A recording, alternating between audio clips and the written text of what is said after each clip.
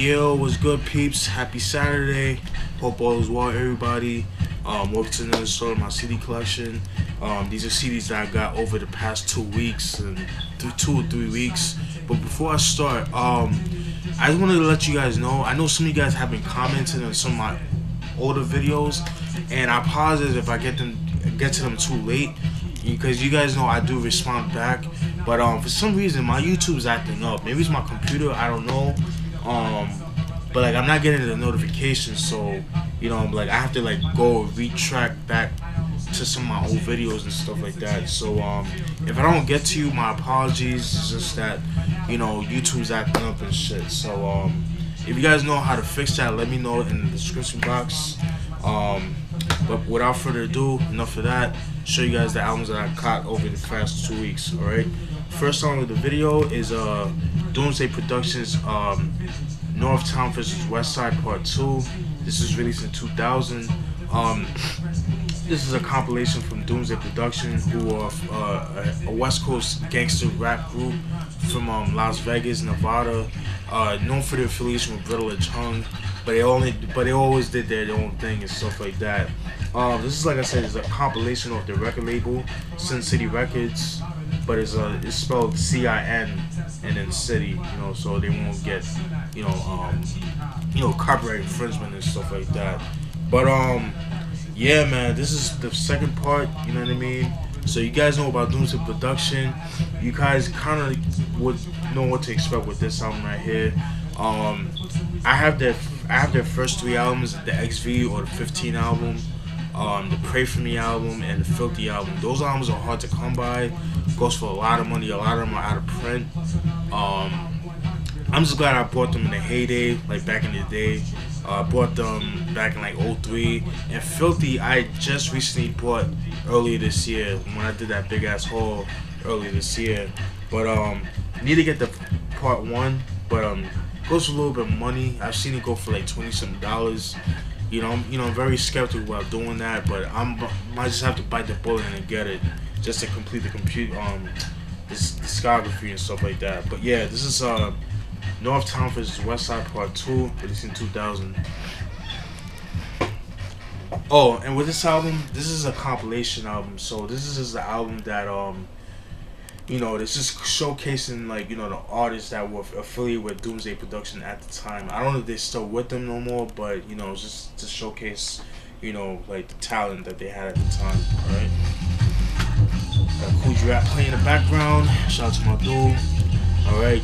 Next album, or next CD, I should say, is Eazy-E's first debut EP, 5150, Home for the Sick, released in 1992. Like I said, this is Eazy-E's first EP. The 5150, that's pretty much like it's a law that they have in California. It's I could be wrong, but some of my West Coast producers or some West Coast subscribers, let me know about that. That's from LA or whatever. But 51, or California, I should say. But from what I understand, 5150 is for people that's mentally ill, specifically schizophrenic and stuff like that. People that poses harm to others. So they placed them to I guess like psychiatric wards or like homes just for those people, just to stay with, kind of keep them away from society. You know what I'm saying? Put them in halfway houses and stuff like that. And that's what I got from that title, 51. I like the title, kind of like the whole concept of it. You know what I mean? Pretty dope. And in Florida, we have something like that called the Baker Act. You know what I mean? So, but anyways, getting off topic. Like I said, this is released in 1992. Always loved that cover. This is the reissue version because the original version goes for a lot of money and it's out of print. But if you guys had bought the Eazy Does It album, the reissue that came out, I believe in 02 or 03, which I need to get my hands on, it actually comes with this EP as a bonus track, as a bonus. So, but I figured let me just get this alone. I got this for like $6 on eBay, so I was like, let me go pick it up. There's 2 singles of the album. The singles are Only If You Want It. That was produced by Naughty by Nature, KG to be specific, and Neighborhood Sniper, one of my all-time favorite Eazy-E songs. Love the video for that shit too. You just see him playing as a sniper, just shooting up random people and shit like that. And like I said, I just love that cover. It just kind of sets the tone of the album and stuff like that. But Eazy-E, 5150, Home for the Sick, released in '92. Like I said, this is the 2015 reissue. So you should be able to find it, you know, with no problem. Maybe not in stores, but like you go online, you should get it for dumb cheap. All right. That was an eBay purchase, by the way. And the Doomsday production, that was actually an Amazon purchase as well. This I bought at FYE. You know, I could have bought it years ago. I just never got around to it. But like, you know what? Let me go cop it, because you know when an artist dies, or you know something that happens revolve around that artist, they start price gouging and shit like that. So you know what? Let me go cop this album. This is Eazy's second EP. It's on 187. Killa, released in 1993. You know, cause you guys know around that time, you know, Eazy and Dr. Dre were going at it, you know, going back and forth and stuff like that. So throughout the whole album, you know, he's pretty much dissing, you know, Dr. Dre. And there's 2 singles off the album, Real Motherfucking G's, that features Gangsta Dre-Star and BG Knockout, a hip hop duo from Compton, California. I have their first album, and the only album they ever came out with, Real Brothers. Definitely got that in my hands. So like I said, Real Motherfucking G's and Any Last Words, those are the 2 singles of the album. Glad to own this joint right here, West Coast classic right here. Rest in peace to Eazy, alright? Then we got Master P's 4th album, 99 Ways to Die, released in 1995. This is his 4th album. This is when you know, Master P was actually, you know, he was residing in Richmond, California, which is like the Bay Area of California. Was like, you know, I think it's part of like San Francisco. Yeah, it's like part of San Francisco, and so it's like in the outskirts of San Francisco, not too far from Oakland. You know what I mean? So, by the way, if you guys have seen that movie, Coach Carter with Samuel L. Jackson, in that movie, it took place in Richmond, California, and that was based on a true story. So I thought I'd just throw that out there. But I believe the only single of this album is When They Gone. There was a video for that in the description box. You know, I'm not the biggest Master P fan, but like he does have some dope beats on his albums. So I was like, you know what, let me go cop it. And I got this for like $10 on eBay. So I was like, you know what, let me go cop it, because usually his early stuff goes for a lot of money. So you know me, I don't know if these last couple of years I've been fascinated with West Coast and down south hip hop in the 90s, and like the more rare they are, the more it kind of entices my mind. I just need to have it in my collection. It's almost like an addiction. Well, I don't like that word addiction. An obsession. I think that's a better word than addiction. But just to give you guys a little trivia, this was actually the original cover of it. The original cover of 99 Ways to Die, but they had to obviously put this cover, you know, for obvious reasons. I mean, 2 guns, not a good look, you know what I mean? So, but yeah, Master P, 99 Ways to Die, released in 1995. Then,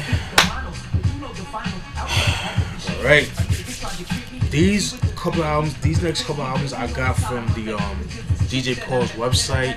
I'll post it down in the description box. They go for crazy cheap. So if you guys have some spare money, definitely go cop them. Especially like their 90s stuff. Definitely check it out. Alright, the first album of the batch, I should say, is 3-6 Mafia, Live by Your Rep, Bone Disc, released in 1995. This EP, I should say, this is the only EP that ever came out with. This, I believe, came out right after Mystic Styles, which I do have in my collection. I have to do a review on that album eventually. But the song "Live by Your Rep" is pretty much dissing Bone Thugs and Harmony, because you know they talk about how they actually how Bone Thugs actually stole their style with the rapid spitting, and the rapid rapping and all that shit. But yeah, man, like this is to me 3 6 Mafia in the prime. Like I just like when they were into like the more horrorcore, the more dark, spooky, evil beats and stuff like that. And I kind of missed that with them, you know what I mean? But this is when like the Chat, I believe, or Gangsta Bull, Lord Infamous, recipes with Lord Infamous, DJ Paul, Juicy J, a bunch of other cats, you know, Kusta Nika, you know what I mean? So just a whole bunch of cats in there. Like I said, Live by Your Rebels single, but definitely has a whole bunch of old dope stuff. Songs that could have been on Mystic Styles but were left off. That's I feel like with this EP, you know what I mean? But if you guys like the old school horrorcore 3 6 Mafia, then you'll definitely enjoy this EP right here. Live by Your Rep, Bone This by 3 6 Mafia, released in 1985. Then we got my dude Gangsta Blac Can It Be, released in 1986. This is he was affiliated with 3 6 Mafia at one point. I believe this is the only album that he ever came up with 3 6 Mafia, but then he left the group due to like money issues, you know what I mean? Because that's been very common with 3 6 Mafia. A lot of like affiliated artists would leave 3 6 Mafia because of money issues and stuff like that. So but yeah, man. But I want to give a shout out to my nigga the Cool One 843 out of South Carolina. He actually put me onto this album right here because he did a review. I've heard of Gangsta Blac, but I never really peeped him like that. And I checked his album review that he did for this album. Definitely check it out. And just the way he was hyping it up, the way he was so passionate about this album, you know what I mean? I definitely had to check it out. Check out a couple of songs from this album. I was like, oh hell yeah, definitely worth the money, man. So I definitely had to pick it up. And like I said, you go on DJ Paul's website, you get it for dumb cheap. I think I got it for like $5.99 or some shit like that. But definitely worth the money. Definitely go support dope hip hop, dope down south hip hop. Gangsta Blac Can It Be, released in 1986. Then we got Kingpin Skinny Pimp, King of the Playaz Balls, released in 1996. Oh, by the way, before I start, sorry about that. This is his debut album, his debut studio commercial release, because he actually came out with an album called Breaking the Law back in 1994. But they did with 3 6 Mafia back then. They were putting out what they would call mixtapes, and they were on cassette release only, and they were sold like locally in Tennessee and stuff like that. So if you get your hands on one of those cassettes, they go for a lot of money online. So, and if you can find it, you know what I mean? But yeah, Gangsta Blac Can It Be, like I said, this is his debut commercial release album, released in 96. Breaking the Law came out in 94, which is cassette only. Now get back to Kingpin Skinny Pimp, alright? Another 3 6 Mafia affiliated artist at one point. Like I said, this is like the only album that he came out with 3 6 Mafia. He kind of broke ties with them, he severed ties with them, just due to the fact of money issues and things like that. But there was a video for this, there was a single of the album, which is One Life to Live. There was a video for it. Very dope. Glad to own this joint right here. Another dope album right here, in my opinion. The beats on the song is banging. You know what I mean? Again, his first commercial release album that came out in 96 again. He actually came out with an album called Pimps and Robbers back in 1993, I believe. But that was a cassette only release album. So but yeah, glad to own this joint right here. This is a classic album in the South, you know what I mean? Classic hip hop album, you know what I mean? I wish more people would get into this kind of album, but definitely dope, alright? Kingpin Skinny Pimp, King of the Playaz Ball, released in 1996. Then we got Prophet Posse, Body Parts, released in 1988. Prophet Posse is just a whole coalition of artists that was affiliated with 3 6 Mafia at one point. You know, obviously 3 6 Mafia, LeChat, Gangsta Boo, Lord Infamous, Rest in Peace, Crunchy Black, Killa Clan, Kaze, T-Rock. Oh my god, shitload of people. I can't even think of Gangsta. Well, I think Gangsta Black left the group at that time because this came out in '98. This is a shitload of people. You guys are Gangsta Boo, a bunch of people. But yeah, man. Like I said, this is the first time together. It's kind of like what you know, Boot Camp Click, you know what I mean, with a Duck Down Records. It's kind of like that. This is like the down-to version of that. And the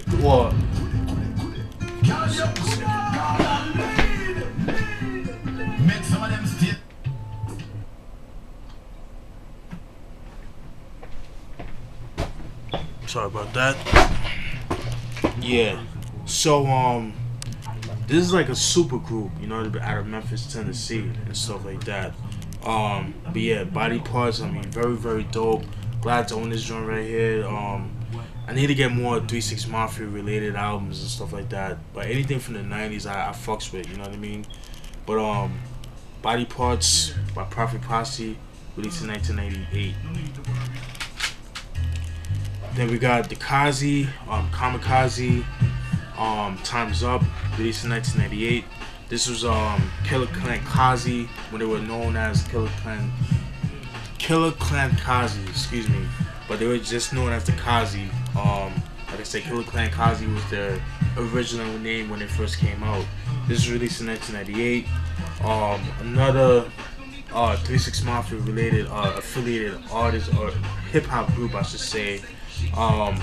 If you guys know about, you know, 3 6 Mafia, you know, pretty much the same thing with these guys, you know what I mean? But just on a different level in a sense.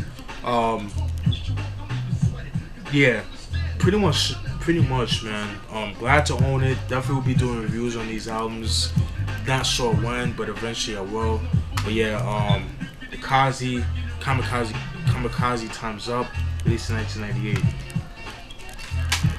Then we got 666 Mafia, the Underground Volume 1, released in 1999. This is when they were known as 666 Mafia. Before they were 3 6 Mafia. Yeah, man, these are pretty much songs that were made between 1991 and 1994. You know, this is when they were like, you know, stuff that was only featured on the cassettes, on the mixtapes, on the underground albums, which goes for a lot of money. It's heavily sought after. So if you like that kind of stuff, then you'll definitely enjoy this stuff like that. So you guys like, you know, kind of like Smoked Out, Loped Out, which was like their really their first album, Smoked Out, Loped Out, which was like more like independent release. Then you will like this album right here. Little bit of Mystic Styles, but more of the Smoked Out, Loped Out albums, more in the vein of that. So if you like that kind of stuff, then you'll definitely enjoy this shit right here. Like I said, the dark, gritty, scary beats and stuff like that I miss from them. Then you'll definitely enjoy this album right here. Glad to own this joint right here. Then we got Underground Volume 2, Club Memphis, released in 1999. It's the same year as Volume 1. Again, same thing with Volume 1. If you guys like that kind of stuff, like the underground, grimy cassette feel, then you'll definitely enjoy this album right here, 666 Mafia. Like I said, I miss that sound from them, you know what I mean? And it's a shame that, you know, Juicy J and DJ Paul are not making music together. It really sucks. I'm kind of sad about that, you know what I mean? But, you know, it is what it is. Then we got DJ Paul's with his first album, his debut album, Underground Volume 16 for the Summa, released in 2002. This is his debut album, his solo album. You know what I mean? Yeah, man. Some of the songs were recorded, or the whole album was actually recorded in 1994. But you can tell some of the songs, like some of them were recorded back in 2002. Like it has like a more modern feel, like some of the songs. But But yeah, man, glad to own this joint right here. You know what I mean? So like I said, support dope shit. You know what I mean? DJ Paul, Underground Volume 16 for the summer, released in 2002. Then we got Juicy J's, his first album, Chronicles of the Juice Man, the Underground album, released in 2002. This is his first album, released in 2002 as well. You guys know about 3 6 Mafia, you guys know what to expect. They talk about that double shit, but they also talk about getting pussy, getting dick sucking, you know, all that crazy shit, you know what I mean? But yeah, man, glad to own this joint right here. Way better than the new shit that he's putting out, that bands that make her dance, bands that bullshit, you know what I mean? Like, that's not Juicy J, like, that's not the Juicy J I like, at least to me. You know, that's the commercial, that's that nigga that, to me, I think he's sold out in my, that sold out Juicy J. Yeah, I said it. Yeah, man. Yeah, I don't know, man. This album right here, glad to own. That's all I gotta say. Then we got the Prophet Posse. This is like the greatest hits. This is just like, this is a double disc. These are just songs that were made between 94 and 99. You know, songs from like their first I guess from Smooth Out, Looked Out, or Mystic Styles, all the way to Crazy Days and Lays, which was like a I believe it was the album for Tear the Club Up Dogs. I believe that was the name of the album, which I need to get my hands on. But yeah, this is like pretty much from that, songs from that era, pretty much from like 1994 to 1995, not all the way to 1999. So but yeah, man, and like it's a double disc album. You got the first album with the regular songs, and the second disc is like chopped and screwed. So, well, in this case, it's like dragged and chopped. So it's kind of different in a sense, but yeah, it's like a little bit more slowed down compared to the regular songs and stuff like that. So yeah, Prophet Posse, greatest hits, released in 2007. Then we got my dude Jizza. This was an FYE purchase. I bought this like I said, a couple weeks ago. This is, I believe this is, I want to say his 4th album or 5th album. Let me see. Words from the Genius, Liquid Swords, Beneath the Surface, Legends of Liquid Swords. The Grandmasters with DJ Muggs, and Pro Tools. So I guess it would be his 6th or his 5th album, if you want to count the Grandmasters as his solo album, which it is, but it's more like a collaboration album. So let's just say this is his 5th album. Yeah, you know, this album is only known for the singles of I want to say Paper Plate, which was like a 50-cent disc. You know what I mean? Yeah, man, glad to own this joint right here. Very slept on in my opinion. Dope album. I definitely had to do a review on that album too. Check out my reviews that I did for Liquid Swords and Beneath the Surface. I did, just go on my channel, definitely check it out, whenever you guys get a chance. But yeah, Jizza Pro Tools released, Jizza Genius Pro Tools released in 2008. All right. Then this is another album that I bought from the DJ Paul website, and is DJ Paul Volume 16, the original masters, released in 1984, released in 2013. This song was actually was made back in 1984. Yeah, man, very dope. Like I said, you guys like, you know, look, Smoked Out, Loped Out, Mystic Styles, like that era of 3 6 Mafia, then you'll definitely enjoy this song right here. Glad to own this joint right here. I hope DJ Paul starts putting out more mixtapes, like re-releasing them and just put them out, because realistically, DJ Paul, if you do watch this, that's what we want. That's what I want. You know, I want the old shit. You know what I mean? And I know people say, well, you need to just expand your mind. Man, fuck all that. The new shit is not that good. I'm just gonna say it like that. The old stuff is a lot better in my opinion. So, but yeah, if you guys like down south hip hop, horrorcore, this is the go cop, alright? DJ Paul, Volume 16, the original masters, released in 2013. From that album, you could go cop on the DJ Paul website. Definitely check it out. By the way, just to give you a disclaimer with you guys, I ordered the Project Pat's Murderers and Robbers album off that website, but I didn't get it in the mail because it's out of print, so it's out of stock. So just to let you guys know. So don't so just to make you guys aware, if you do decide to go visit that website, you will go cop it. They don't have it in stock. So if you really want to send them an email, they'll respond to you. You know what I mean? But just to give you guys a heads up on that, so you guys don't waste your money and stuff like that. The last but not least is Songs in the Key of Price by Strong Price, released in 2015. This album was a mixtape actually. It's somewhat controversial because of the album cover, copyright infringement, because it's pretty much paying homage to Stevie Wonder's Songs in the Key of Life album by Stevie Wonder.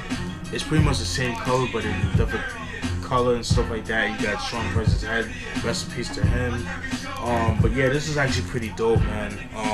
My only gripe with this was like some of the songs were a little too short for my taste, but they came out with a different one.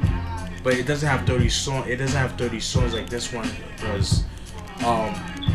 The reissue, I guess you want to say, only has, I believe, has like 9 songs, but they're all full-length songs. So, but this is actually a collector's item, so definitely had to pick this shit up. But yeah, Songs in the Key of Price by Strong Price. Rest in peace, my dude. Love you, my dude. Check him out. Check out my video that I did for him. The kind of the Rest in Peace Strong Price video that I did a couple weeks ago. Definitely check it out. All right. Songs in the Key of Price by Strong Price, released in 2015. All right. And that's it, folks. If you guys enjoyed that video, stay tuned for more videos. Yes, I know I have to do a review on this album. I might do it tomorrow. Definitely stay tuned for that. And that's it, folks. If you guys enjoyed that video, stay tuned for more. Show some love. Subscribe. What you like, dislikes, I don't care. You care less about the dislikes, whatever. It means I'm doing something right. It is what it is, you know what I'm saying? And that's it, folks. Oh, and by the way, before I stop the video, I know some of you guys been asking me why don't I review modern artists, modern albums from this year, whatever. I did a review on 50 Cent's Annual Ambition, which I did like, and I did a review on Mobb Deep's newest album, their latest album, Infamous Mobb Deep. I did a review on Wu-Tang's A Better Tomorrow, which I did not like at all. But the reason I don't review newer albums is because, you know, everybody and their mother is doing that. So you could go on YouTube and check a whole bunch of people reviewing those albums, like Big Sean, you know, Drake and stuff like that. You know what I mean? That's just like not my taste of music. You know what I mean? Like, I'll listen to them, but it's not like something that I would like get into, like that I would want to waste my money and review. And like for me to really do that, I would have to buy the physical copies.